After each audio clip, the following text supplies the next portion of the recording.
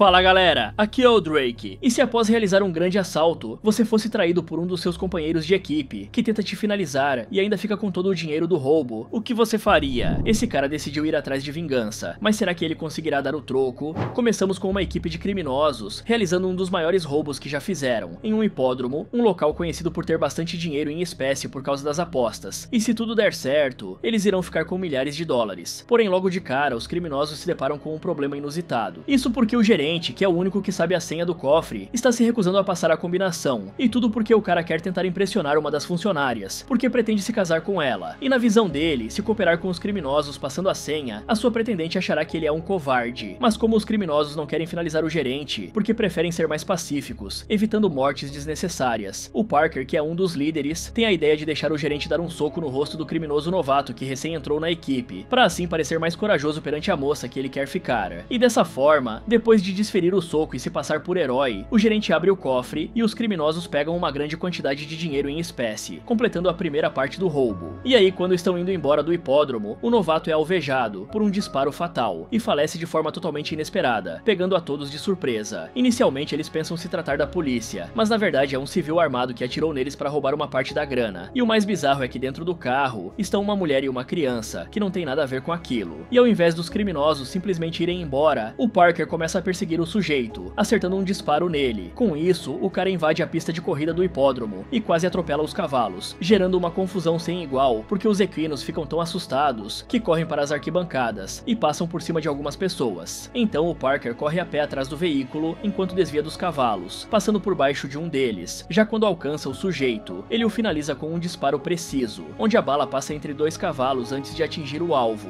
Por fim, ele recupera o dinheiro e decide dar uma parte para a mulher e a criança, dizendo para elas esconderem a grana da polícia, talvez para ajudá-las a se manter sozinhas, ou para custear o funeral daquele cara. Isso nos mostra que apesar de ser um criminoso, o Parker tem princípios e empatia, visto que ele não quis eliminar nem o gerente que estava se recusando a passar a senha, e achou uma forma de convencê-lo a fazer isso de forma pacífica. Após a fuga de carro, os criminosos retornam para seu esconderijo, com o Philly, o segundo no comando da quadrilha, reclamando por ter levado um tiro no ombro. Eles também lamentam a partida de Knox, o novato, porém como se tratava de alguém que havia acabado de entrar, eles não ficam tão tristes assim. Já essa criminosa, cujo apelido é Zen, questiona o fato do Parker ter dado 10 mil dólares para aquela mulher, e alguns membros até acham que ele não deveria ter feito aquilo, pois o dinheiro seria dividido entre eles. Mas o Philly ressalta que dessa forma, a mulher provavelmente não irá entregá-los para a polícia, visto que ela ficou com uma parte, e esse detalhe a faz ser uma cúmplice. Já na sequência, algo bastante inesperado acontece, a Zen simplesmente tira a roupa na frente de todos, dando a desculpa de que irá tomar banho, e isso deixa os homens um pouco desconfortáveis, e por isso viram para o lado, exceto por Parker, que fica olhando para ela o tempo inteiro, desconfiando de algo. Então a Zen pega uma arma e atira em vários membros da equipe, os finalizando de forma brutal. Porém o Parker, que estava atento e olhando para ela, é capaz de pular a janela e fugir, mas quando ele tenta revidar para vingar os seus amigos, simplesmente leva um disparo e cai em um lago. E como acabamos de ver, todos os criminosos baixaram a guarda por um momento, achando que o roubo já havia acabado, mas eles se esqueceram que ladrão também rouba ladrão, e no fim o único que se manteve atento foi o Parker, não porque queria dormir com ela, e sim porque desconfiou de sua atitude. Alguns dias após isso, um homem chamado Kincaid chega em um escritório luxuoso, localizado nos andares superiores de um prédio. Ele presenteia a recepcionista com Bitcoin, isso mesmo, a criptomoeda mais famosa que existe. Então ele conversa com o Sr. Lozini, o seu chefe, revelando que uma das testemunhas do roubo no hipódromo reconheceu o Parker apenas por ouvir a voz dele, já que o conhecia de uma outra ocasião. E essa notícia do Parker ter voltado à ativa deixa o Kincaid e o Lozini bastante preocupados, porque eles temem que o cara comece a roubar em Nova York, que é a região deles. Enquanto isso, vemos que o criminoso sobreviveu, mas apesar disso, ele se encontra completamente ferrado, estando ferido e sem dinheiro, porque a Zen ficou com toda a grana do roubo, e agora ele está recebendo a ajuda dessa mulher chamada Mad, que está lhe dando todo o suporte que precisa. Até que alguns minutos depois disso, o cara invade o quarto 12, onde havia um casal relaxando, porque basicamente ele havia escondido dinheiro dentro da parede em uma ocasião anterior, para ter uma reserva de emergência caso algo assim acontecesse. Dentro do saco também tem documentos falsos e uma pistola, e depois de o Parker pagar Mad pela ajuda que ela lhe deu durante os últimos dias, ele dá o fora do hotel em um belo carro antigo. Em seguida, o Parker visita a Grace, a esposa do Philly, que ainda não sabe que seu marido morreu. Então quando o cara revela o que aconteceu e que eles foram traídos, a mulher fica triste e decepcionada, mas aparentemente demonstra saber que uma hora ou outra isso aconteceria, e inclusive havia pedido para o seu falecido marido se aposentar dessa vida criminosa. E quando o Parker conta que pretende recuperar os 400 mil dólares que a Zen roubou deles, Grace tenta convencê-lo a parar também, para não ter o mesmo destino. Porém, quando ela falha em fazer isso, decide passar o endereço de um homem que pode ajudá-lo, e também pede para o Parker vingar o seu marido, eliminando a traidora. Momentos depois, Reggie Riley, que é um desses figurões da cidade, entra no seu carro e percebe que o seu motorista particular não está lá, e sim o Parker, que logo saca uma arma para ameaçá-lo, pedindo informações sobre a Zen, porque esse figurão a conhece, e inclusive a recomendou para participar do roubo. Então, Reggie revela que a moça costumava ser uma das guarda-costas de um ditador sul-americano, e não é o Maduro. Porém, antes que Reggie pudesse contar outra informação comprometedora, eles são atingidos por um carro, de onde saem alguns homens fortemente armados, que querem silenciar Reggie a todo custo, para ele não revelar mais nada a respeito da Zen. E aí o Parker finge estar desacordado dentro do veículo, apenas para pegar um dos homens de surpresa, quando esse se aproxima o suficiente para verificar se ele estava vivo. E em seguida, o Parker abre o porta-malas, para que assim o motorista seja libertado, e dessa forma lhe ajude a combater os homens, pois o motorista também estava armado, e essa ideia funciona perfeitamente. Só que o sujeito morre depois de levar 2 homens durante o tiroteio, e por fim o Parker é capaz de interrogar o único que havia sobrado, descobrindo o paradeiro da Zen. Momentos depois, a Zen é encurralada pelo cara, que pega ela completamente de surpresa e com a guarda baixa, e após finalizar o parceiro da mulher, ela finalmente decide contar o motivo que a fez fazer aquilo, que a fez trair a equipe inteira. A Zen diz que ela roubou aqueles 400 mil dólares não para ficar com o dinheiro, e sim para reinvestir em um outro roubo, que renderá muito mais grana no futuro, na casa dos bilhões de dólares. Ela explica que no seu país localizado na América do Sul, encontraram um navio do século XV, que está atualmente no fundo do mar, e somando o valor de todas as antiguidades dentro do navio, teria dinheiro suficiente para acabar com a fome no país dela. Ou seja, apesar de ter traído a equipe, a Zen fez aquilo por um motivo nobre, com a intenção de tirar o seu país da pobreza. Mas acontece que Ignacio de la Paz, o ditador local, pretende ficar com toda essa riqueza para ele, ao invés de dividir com o povo, que seria o mais correto a se fazer, visto que é um tesouro nacional.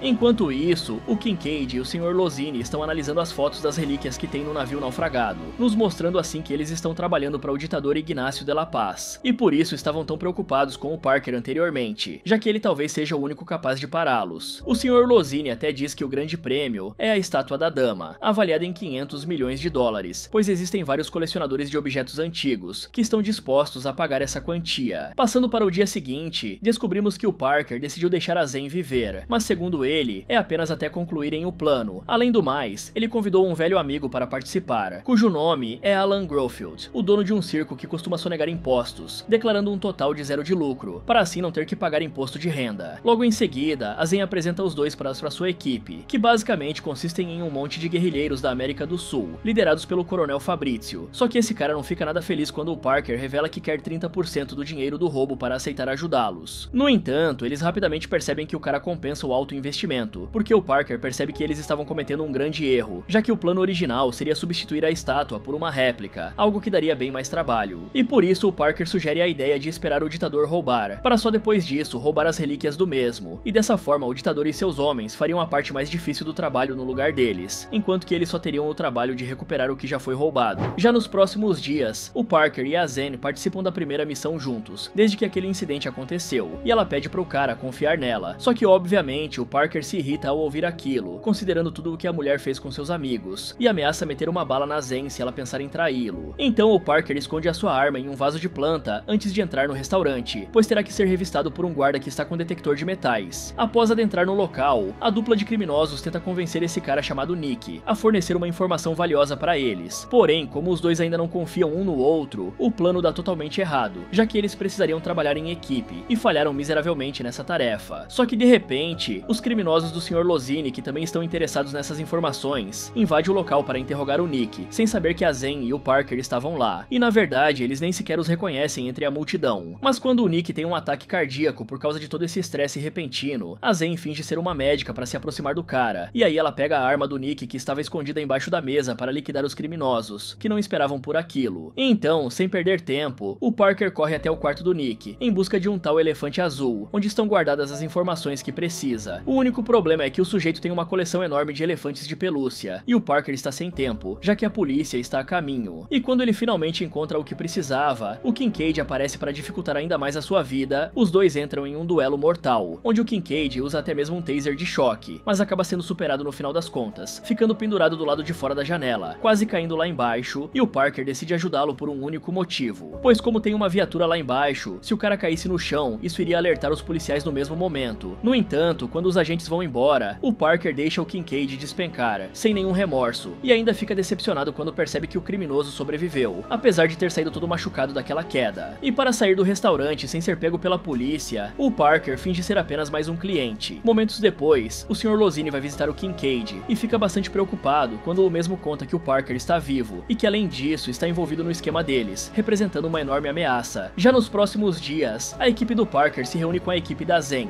para dar início ao planejamento do roubo, e pela televisão, eles veem o ditador Ignacio de La Paz discursando na ONU como se fosse o defensor do seu povo, quando na verdade ele quer ficar com todo o tesouro e não dividir nada com a população. Então o Parker explica como funcionará o plano. Acontece que o tesouro será transportado por um trem, que eles não serão capazes de interceptar. Afinal de contas, para conseguir perseguir um trem, só seria possível se tivessem um helicóptero à disposição, o que não é o caso. E por isso, o Parker bolou um plano onde eles irão simplesmente descarrilar o trem, o fazendo sair completamente dos trilhos e cair de cima da ponte, e assim permitir com que eles possam finalmente roubar os tesouros. Já quando a reunião acaba, a Zen aparece no quarto do Parker para tentar seduzi-lo, oferecendo champanhe e usando uma roupa bem provocante. Porém, ela não está fazendo isso porque quer enganá-lo, e sim justamente o contrário, porque quer convencê-lo a se manter fiel a eles. Ou seja, ela pretende comprar a lealdade do cara com uma noite de prazer. Mas é claro que o Parker recusa, mostrando que não está nem um pouco interessado. Só que antes que a Zen saísse de lá, algo inesperado acontece, já que um cara que é apaixonado por ela, chamado Mateo, que também faz parte do grupo, invade o quarto estando completamente furioso, acreditando que aquilo é uma traição. E aí ele prende o Parker do lado de fora, o deixando sem roupa para congelar no frio e ainda por cima molha o cara com água, para piorar ainda mais a sensação de congelamento. Então Mateo revela que pretende entregá-lo para o Sr. Lozini, que neste exato momento está a caminho do local. Porém o Parker explica que quando os homens do Lozini chegarem, eles irão eliminar a todos, incluindo o próprio Mateo, que acabará morrendo junto com eles, e não será poupado, mesmo que entregue o Parker. E quando Mateo escuta alguém se aproximando na mata, ele fica com tanto medo de ser finalizado junto, que decide soltar o Parker, e logo a Zen se junta aos dois, dizendo que Mateo é um idiota e que os ciúmes dele não têm sentido, já que os dois nunca foram namorados. Então, quando os criminosos finalmente chegam lá, o Parker usa o Mateo como um escudo humano, para se proteger das balas, e o tiroteio se desenrola de maneira bem frenética e imprevisível, mas após alguns minutos, ele e a Zen são capazes de acabar com todos. Em seguida, o Parker atende o celular de um dos homens, e percebe que é o Sr. Lozini que está falando do outro lado da linha, e aí os dois ficam discutindo sobre quem sairá vencedor dessa disputa, e o Lozini fica tão confiante de que o cara estará morto ao amanhecer, que revela que o roubo está acontecendo agora mesmo, sendo que o Parker acreditava que só aconteceria nos próximos dias. Com isso, a Zen e o cara se apressam para dirigir até o local onde tudo acontecerá. O Parker também liga para os seus companheiros para alertá-los da mudança de planos, sendo que eles estavam bebendo, e por isso não se encontram nas melhores condições para o roubo. Porém, como não resta outras opções, terão que fazer tudo funcionar mesmo assim, já que do contrário, perderão os milhares de dólares. Então, para dar início ao plano, Brenda e Ed vestem disfarces para se passar pelos supervisores da estação de trem, e assim serem capazes de entrar na sala de controle, onde podem aumentar a velocidade do trem para fazê-lo descarrilhar. Só que inicialmente os funcionários desconfiam e não permitem que eles entrem na sala, solicitando uma permissão especial, que consiste em um documento escrito, mas graças a um infiltrado dentro da sala, que estava armado e que rende os demais funcionários, eles são capazes de entrar lá. E apesar de várias dificuldades e contratempos que apareceram, Brenda e Ed são capazes de aumentar a velocidade do trem, que aos poucos está ficando cada vez mais rápido, conforme o planejado. Enquanto isso, o Alan passa por um amontoado de gelo na estrada e quase se acidenta por conta disso, mas por sorte ele apenas sofre ferimentos leves, então ele corre até os trilhos para destruir um mecanismo que serve para frear o trem, quando esse ultrapassa o limite de velocidade. Porém, o Alan se atrapalha e deixa sua arma cair lá embaixo, que ele iria usar para destruir o mecanismo, e com o trem se aproximando cada vez mais do local, o cara fica desesperado. Ele até está conseguindo ouvir o barulho da locomoção se aproximando, e aí no último momento, o cara consegue destruir o mecanismo com as mãos, e rapidamente se pendura do lado externo da ponte, para não ser esmagado pelo trem que acabava de passar. Com isso, eles têm tudo o que precisam para completar o plano, e saírem vitoriosos dessa. Porém, quando o trem passa pela curva, onde deveria descarrilhar e cair, isso infelizmente não acontece, porque eles cometeram um pequeno erro de cálculo, achando que aquela velocidade de 105 km por hora seria o suficiente para o trem descarrilar. E mesmo com esse enorme contratempo, com tudo dando errado no final, o Parker decide manter o mesmo plano, e dessa vez eles irão tentar fazer o trem cair novamente, só que na próxima curva. Então o Alan se apressa para tentar alcançar o trem e destruir o próximo mecanismo de segurança, para impedir que a locomoção desacelere. No entanto, o cara é atropelado pelo seu próprio companheiro de equipe, que estava dirigindo bêbado, já que eles estavam comemorando a noite inteira, antes de serem avisados pelo Parker que o assalto aconteceria antes do planejado. desligado. E aí o Alan fica desacordado por alguns instantes, dando a entender que ele não conseguirá subir nos trilhos a tempo para destruir o mecanismo. E ao que tudo indica, esse será o fim do plano deles, porque é fisicamente impossível que o Alan chegue no mecanismo a tempo, pois o trem já está quase chegando lá. Mas quando tudo parecia estar perdido, o cara pega a sua pistola, mira com bastante cuidado e atira um disparo preciso no mecanismo, segundos antes do trem passar por lá. Então a locomotiva permanece em altíssima velocidade e finalmente acaba descarrilando. Porém o trem não descarrila no ponto em que eles queriam, que seria um local isolado, e sim no meio da cidade, atingindo vários carros e eliminando muitas pessoas inocentes, deixando um rastro de destruição. Com isso, o Parker e a Zen, que estavam na mesma estrada, têm que dirigir desesperadamente de ré, e depois disso jogar o carro dentro de uma loja, para que não fossem atropelados pelo trem desgovernado. E aí, com a parte mais complicada e difícil do plano tendo sido concluída, eles abrem o container onde supostamente estariam as relíquias, mas só encontram um monte de pedras lá dentro, e dessa forma percebem que foram enganados. E para piorar uma situação que já estava bem ruim, os homens do Lozini chegam no local e começam a atirar neles, gerando uma situação ainda mais caótica, onde qualquer um deles pode ser finalizado a qualquer momento. E após uma troca de tiros, os três são salvos por Stan, que estava dirigindo uma viatura de polícia, e é o mesmo cara que atropelou o Alan acidentalmente há alguns minutos atrás, mas que agora aparenta estar bem mais sóbrio do que antes, talvez porque esteja passando o efeito do álcool. Já quando o dia amanhece e todo aquele caos finalmente acaba, a equipe inteira se reúne mais uma vez, porém o clima é de total desânimo, porque eles foram passados para trás e perderam as relíquias avaliadas em milhões de dólares. Então, quando a Zen está prestes a ir embora para sempre, pois a missão falhou, o Parker consegue convencê-la a ficar, revelando que teve uma ideia que será capaz de virar o jogo a favor deles. E aparentemente o Parker parece estar começando a gostar da Zen, e eu não ficaria surpreso se os dois acabassem juntos. Em seguida, o Parker conta para o resto da equipe o que pretende fazer para recuperar as relíquias roubadas, mas como o plano anterior criado por ele acabou falhando miseravelmente, os criminosos perderam completamente as esperanças em Parker, e por isso estão relutantes em seguir um novo plano criado por ele. E até mesmo o Alan, que é um dos melhores amigos do cara, também está bastante chateado e irritado com ele, porque além de ter tido um enorme prejuízo, ainda correrão o risco de serem pegos pela polícia, visto que causaram um estrago sem igual na cidade, eliminando vários inocentes que foram atropelados pelo trem.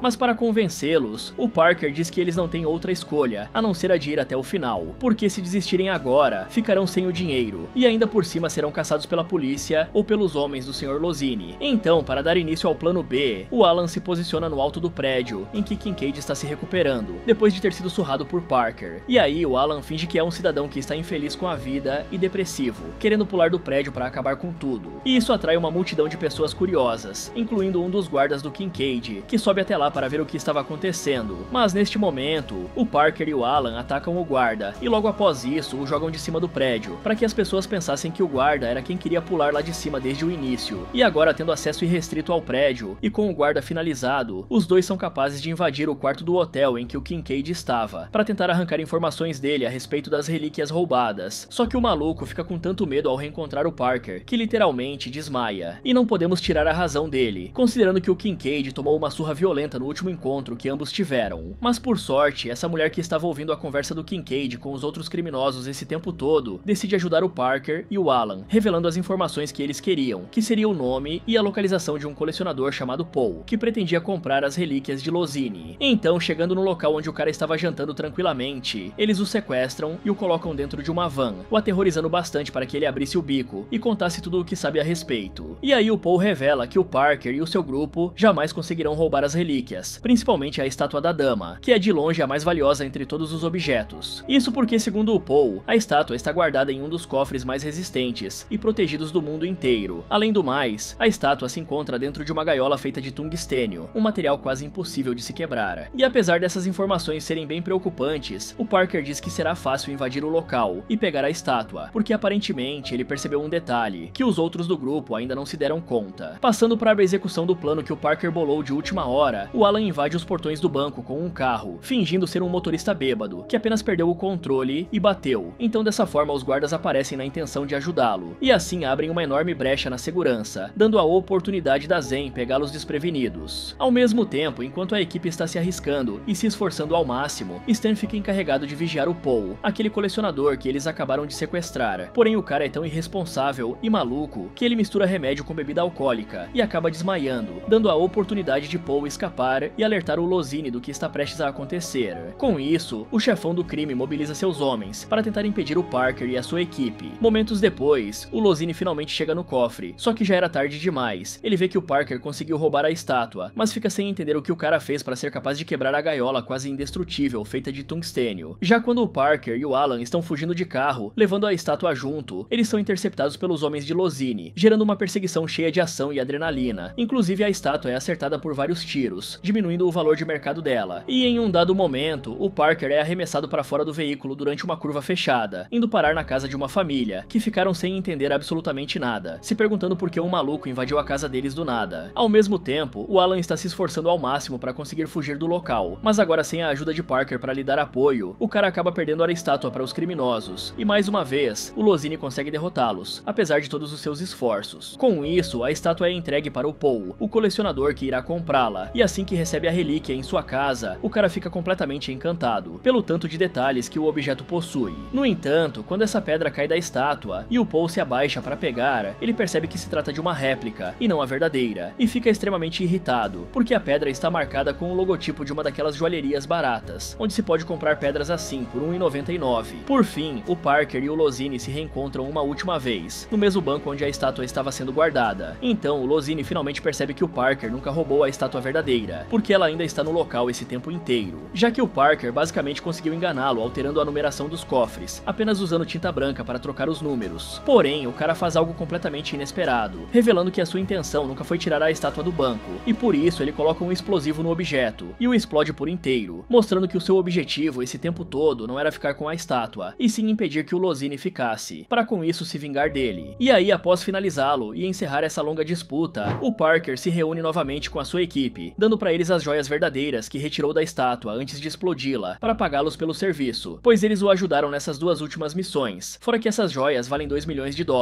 Momentos após isso, o Parker reencontra a Zen, que está bastante feliz, porque o restante das relíquias retornaram para o país dela, para serem distribuídas para o povo, já que esse era o objetivo da moça desde o começo. E como o Parker ajudou ela a alcançar esse objetivo, ela confessa que está apaixonada por ele, e propõe um romance entre os dois. No entanto, o cara diz que não pode perdoá-la pelo que ela fez com a sua antiga equipe, porque a Zen matou o Philly, o melhor amigo de Parker. Então ele finaliza a moça para fazer justiça ao seu antigo grupo, e termina essa jornada entregando diamantes para a viúva de Philly, revelando que conseguiu cumprir a promessa que fez, de vingar o seu falecido amigo. Fala galera, na sua opinião, o Parker agiu corretamente ao finalizar a Zen e assim vingar o seu amigo? Ou talvez ele deveria ter perdoado ela e seguido em frente? Deixe a sua opinião nos comentários, e se você quiser ver outros vídeos como esse, é só clicar em um desses que estão aparecendo aí na tela. Muito obrigado por assistir e até o próximo.